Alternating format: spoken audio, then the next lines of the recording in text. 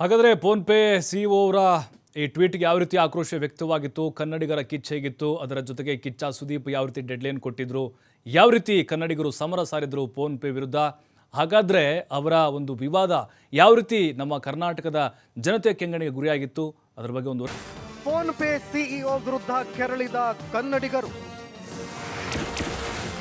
ಕನ್ನಡಿಗರನ್ನ ಕೆಣಕಿದ ಫೋನ್ಪೇಗೆ ಕಿಚ್ಚ ಡಿಚ್ಚಿ.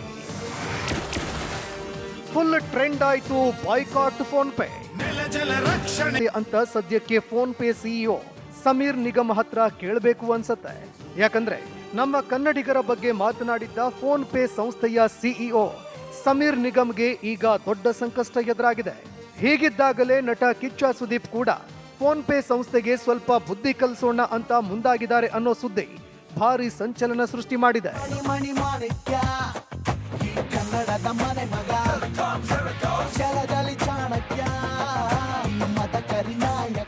ಹೌದು, ಕರ್ನಾಟಕದಲ್ಲಿ ಖಾಸಗಿ ವಲಯದಲ್ಲೂ ಕನ್ನಡಿಗರಿಗೆ ಉದ್ಯೋಗ ಮೀಸಲಾತಿ ಕಲ್ಪಿಸುವ ಬಗ್ಗೆ ರಾಜ್ಯ ಸರ್ಕಾರ ಚಿಂತನೆ ಮಾಡ್ತಿರ್ಬೇಕಾದ್ರೆ ಫೋನ್ಪೇ ಸಂಸ್ಥೆಯ ಸಿಇಒ ಸಮೀರ್ ನಿಗಮ್ ಅಸಮಾಧಾನ ಹೊರಹಾಕಿದ್ರು. ಈ ಬಗ್ಗೆ ಸಮೀರ್ ನಿಗಮ್ ಎಕ್ಸ್ ಖಾತೆಯಲ್ಲಿ ನೀಡಿದ್ದ ಹೇಳಿಕೆಯೊಂದು ಕನ್ನಡಿಗರನ್ನ ಕೆಂಡಾಮಂಡಲವಾಗಿಸಿತ್ತು. ಸಮೀರ್ ನಿಗಮ್ ಹೇಳಿಕೆ ಖಂಡಿಸಿ ಕನ್ನಡ ಪರ ಸಂಘಟನೆಗಳು ಫೋನ್ಪೇ ವಿರುದ್ಧ ರೊಚ್ಚಿಗೆದ್ದು ಬಾಯ್ಕಾಟ್ ಫೋನ್ಪೇ ಅಭಿಯಾನ ಆರಂಭಿಸಿವೆ. ಕನ್ನಡಿಗರಿಗೆ ಉದ್ಯೋಗ ಮೀಸಲಾತಿ ನೀಡುವ ವಿಚಾರಕ್ಕೆ ಕಾಮೆಂಟ್ ಮಾಡಿದ್ದ ಫೋನ್ಪೇ ಸಿಇಒ ಸಮೀರ್ ನಿಗಮ್ ವಿರುದ್ಧ ಸಾಮಾಜಿಕ ಜಾಲತಾಣದಲ್ಲಿ ಹಲವರು ಟೀಕೆ ಮಾಡ್ತಿದ್ದಾರೆ. ಕರ್ನಾಟಕದಲ್ಲಿ ಕನ್ನಡಿಗರಿಗೆ ಉದ್ಯೋಗ ಮೀಸಲಾತಿ ವಿರೋಧ ಮಾಡಿರುವ ಫೋನ್ಪೇ ವಿರುದ್ಧ ಬಾಯ್ಕಾಟ್ ಫೋನ್ಪೇ ಅಭಿಯಾನ ಶುರುವಾಗಿದೆ. ಕರ್ನಾಟಕ ಸರ್ಕಾರದ ಮೀಸಲು ನೀತಿ ವಿರೋಧಿಸಿ ಫೋನ್ಪೇ ಸಿಇಒ ಸಮೀರ್ ನಿಗಮ್ ನೀಡಿದ್ದ ಹೇಳಿಕೆ ಏನಂದ್ರೆ,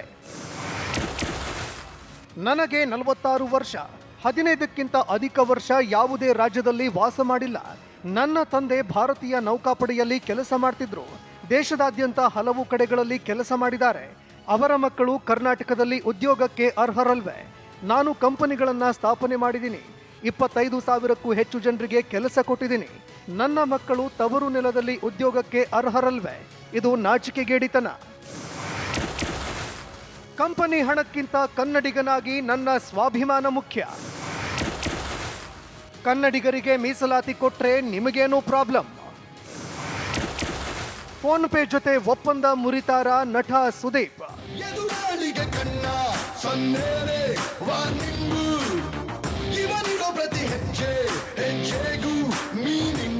ಕರ್ನಾಟಕದಲ್ಲಿ ನಟ ಸುದೀಪ್ ಫೋನ್ಪೇಗೆ ಜಾಹೀರಾತು ಕೊಟ್ಟಿದ್ರು. ಕನ್ನಡಿಗರ ಸ್ವಾಭಿಮಾನವೇ ಮುಖ್ಯ ಅನ್ನೋ ಕಿಚ್ಚ ಸುದೀಪ್ ಇದೀಗ ಮಹತ್ವದ ನಿರ್ಧಾರ ಕೈಗೊಳ್ಳೋದಕ್ಕೆ ಮುಂದಾಗಿದ್ದಾರೆ ಅಂತ ಹೇಳಲಾಗ್ತಿದೆ. ಫೋನ್ಪೇ ಬ್ರ್ಯಾಂಡ್ ಅಂಬಾಸಿಡರ್ ಆಗಿರುವ ಕಿಚ್ಚ ಸುದೀಪ್ ಅವರು ಕೂಡ ಇದೀಗ ಕನ್ನಡಿಗರ ಪರ ನಿಂತಿದ್ದಾರೆ. ಫೋನ್ಪೇ ಜೊತೆ ಮಾಡಿಕೊಂಡ ಒಪ್ಪಂದ ಮುರಿಯೋದಕ್ಕೆ ನಿರ್ಧಾರ ಮಾಡಿದ್ದಾರೆ ಎನ್ನಲಾಗ್ತಿದೆ. ಫೋನ್ಪೇ ಸಂಸ್ಥೆ ಇನ್ನೂ 1 ದಿನದ ಒಳಗೆ ಕನ್ನಡಿಗರ ಬಳಿ ಕ್ಷಮೆ ಕೇಳಬೇಕು. ರಾಜ್ಯ ಸರ್ಕಾರದ ನಿಲುವಿಗೆ ಬದ್ಧವಾಗಿರಬೇಕು. ಇಲ್ಲದೆ ಹೋದ್ರೆ ತಾವು ಫೋನ್ಪೇ ಬ್ರ್ಯಾಂಡ್ ಅಂಬಾಸಿಡರ್ ಆಗಿ ಮುಂದುವರಿಯದೇ ಇರಲು ನಟ ಸುದೀಪ್ ನಿರ್ಧಾರ ಮಾಡಿದ್ದಾರೆ ಅನ್ನೋ ಸುದ್ದಿ ಭಾರಿ ಸಂಚಲನ ಹುಟ್ಟಾಕಿದೆ. ಕನ್ನಡ ನಾಡು ಮತ್ತು ನುಡಿ ವಿಚಾರದಲ್ಲಿ ಕಿಚ್ಚ ಸುದೀಪ್ ಅವರ ಈ ನಿರ್ಧಾರದ ಸುದ್ದಿಗೆ ಸಿಕ್ಕಾಪಟ್ಟೆ ಬೆಂಬಲ ವ್ಯಕ್ತವಾಗ್ತಿದೆ. ಭೂಮಿಗಿಳಿಗೆಲೆಂದು ಛಲ ದೊಡ್ಡ ಜಗಾದೆ ಕವೀರ ಭಗೀರಥನು ಇವನು ತಡೆಯೋರು ಯಾರು ಇನ್ನೂ ದಿಟ್ಟ. ಕಂಪನಿ ಹಣಕ್ಕಿಂತ ಕನ್ನಡಿಗನಾಗಿ ನನ್ನ ಸ್ವಾಭಿಮಾನ ಮುಖ್ಯ ಅನ್ನೋದು ಸುದೀಪ್ ಅವರ ನಿರ್ಧಾರವಾಗಿದೆ ಅಂತ ಹೇಳಲಾಗ್ತಿದೆ. ಈ ಕಾರಣದಿಂದ 1 ದಿನದ ಒಳಗಾಗಿ ಕಿಚ್ಚ ಸುದೀಪ್ ತಮ್ಮ ನಿರ್ಧಾರವನ್ನ ಅಧಿಕೃತವಾಗಿ ಘೋಷಣೆ ಮಾಡುವ ಸಾಧ್ಯತೆ ಇದೆ. ಒಟ್ಟಾರೆಯಾಗಿ ಸೋಷಿಯಲ್ ಮೀಡಿಯಾದಲ್ಲಿ ಭಾರಿ ದೊಡ್ಡ ಚರ್ಚೆ ನಡೀತಾ ಇದ್ದು, ಕನ್ನಡಿಗರಿಗೆ ನಮ್ಮ ರಾಜ್ಯದಲ್ಲಿ ಮೀಸಲಾತಿ ಕೊಟ್ರೆ ನಿಮಗೇನು ಸಮಸ್ಯೆ ಅಂತ ಕನ್ನಡಿಗರು ಪ್ರಶ್ನೆ ಕೇಳ್ತಿದ್ದಾರೆ. ಜೊತೆಗೆ ಗೂಗಲ್ ಪ್ಲೇಸ್ಟೋರ್ ಮೂಲಕವಾಗಿ ಅತ್ಯಂತ ಕಳಪೆ ಅಂತ ಫೋನ್ಪೇ ಅಪ್ಲಿಕೇಶನ್ಗೆ ರೇಟಿಂಗ್ ಕೊಡ್ತಿದ್ದಾರೆ. ತಕ್ಷಣವೇ ಫೋನ್ಪೇ ಸಿಇಒ ಎಚ್ಚೆತ್ತುಕೊಂಡು ಕನ್ನಡಿಗರ ಕ್ಷಮೆ ಕೇಳದೆ ಹೋದ್ರೆ ಪರಿಸ್ಥಿತಿ ಇನ್ನಷ್ಟು ಕೈಮೀರಿ ಹೋಗುವ ಸಾಧ್ಯತೆ ಇದೆ. Divyalatha Mudigere, news desk, TV5 Kannada.